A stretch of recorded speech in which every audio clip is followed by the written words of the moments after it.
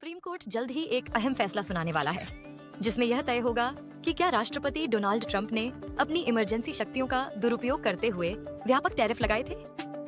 यह फैसला न केवल ट्रंप के कार्यकाल की नीतियों पर सवाल उठाता है, बल्कि अमेरिकी व्यापार नीति की दिशा भी बदल सकता है। अगर सुप्रीम कोर्ट यह मानता है कि ट्रंप ने अपनी इमरजेंसी पावर का दुरुपयोग किया, तो इससे अमेरिकी व्यापारिक प्रणाली में बड़ा बदलाव आ सकता है। ट्रंप द्वारा लगाए गए टैरिफ का असर वैश्विक व्यापार पर भी पड़ा है। कई आयातकों ने इन टैरिफ के खिलाफ कोर्ट में चुनौती दी थी, क्योंकि इससे उनके व्यापार पर अरबों डॉलर का अतिरिक्त बोझ पड़ा।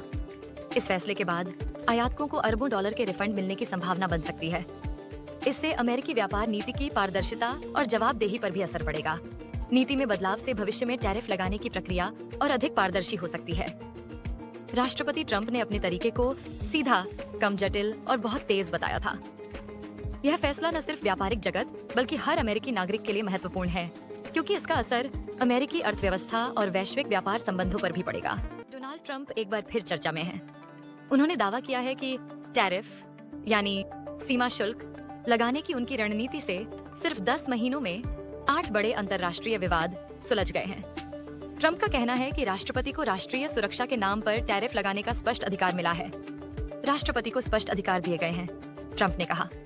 उनका मानना है कि इसी वजह से वे तेजी से फैसले ले पाए और कई देशों के साथ व्यापारिक तनाव कम हुए। लेकिन क्या टैरिफ वाकई राष्ट्रीय सुरक्षा का मामला है? यही सवाल आज वायरल बहस का कारण बन गया है। इमरजेंसी पावर के इस इस्तेमाल को लेकर कई विशेषज्ञों ने चुनौती दी है। क्या यह कदम सही है या सिर्फ एक राजनीतिक चाल? आपकी राय क्या है? 1977 में बना international emergency economic power act, जिसे IEEPA यानी international emergency economic power act कहा जाता है, अमेरिकी राष्ट्रपति को आपातकाल के समय विदेशी आयात और आर्थिक लेनदेन पर नियंत्रण का अधिकार देता है। इस कानून के तहत राष्ट्रपति राष्ट्रीय सुरक्षा या अर्थव्यवस्था को खतरा होने पर जरूरी कदम उठा सकते हैं। जनवरी 2025 से सरकार ने आयातित वस्तुओं पर 10% से 50% तक के नए टैरिफ लागू किए हैं। इन टैरिफ्स का उद्देश्य घरेलू उद्योगों की रक्षा करना और विदेशी निर्भरता को कम करना है। इन बदलावों का असर आम लोगों और व्यापारियों दोनों पर पड़ेगा, क्योंकि कई जरूरी सामानों की कीमतें बढ़ सकती हैं। सरकार का दावा है कि यह कदम आर्थिक मजबूती के लिए जरूरी है। 5 नवंबर को 3 घंटे चली बहस के दौरान सुप्रीम कोर्ट की जस्टिस एमी कोनी बैरेट ने चेतावनी दी कि अगर ये टैरिफ हटाए गए तो बड़ी उलझन बने किशन पतक हो सकती। टैरिफ हटाना बड़ी उलझन पैदा करेगा, कहा जस्टिस एमी कोनी बैरेट ने।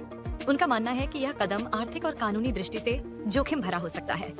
IEEPA और नए टैरिफ्स का सीधा असर हमारी अर्थव्यवस्था और रोजमर्रा की जिंदगी पर पड़ेगा। समझदारी और संतुलन से लिए गए फैसले ही देश के हित में होंगे। अमेरिका के पूर्व राष्ट्रपति डोनाल्ड ट्रंप के खिलाफ चल रहे केस ने एक बार फिर सुर्खियां बटोरी हैं। मामला international emergency economic powers act यानी IEEPA के दुरुपयोग से जुड़ा है।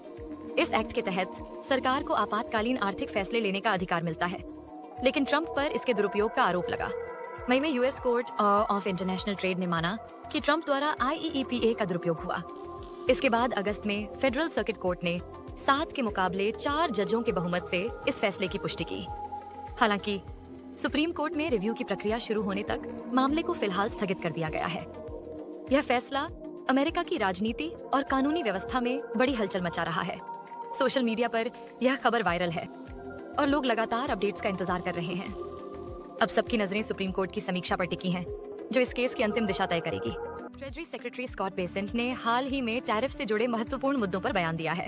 उनका फोकस सेक्शन 308, 232 और 122 पर रहा है, जो अंतर्राष्ट्रीय व्यापार और आर्थिक नीतियों को प्रभावित करते हैं। स्कॉट बेसेंट ने स्पष्ट किया कि सेक्शन 338, 232 और 122 के तहत टैरिफ दोबारा लगाए जा सकते हैं।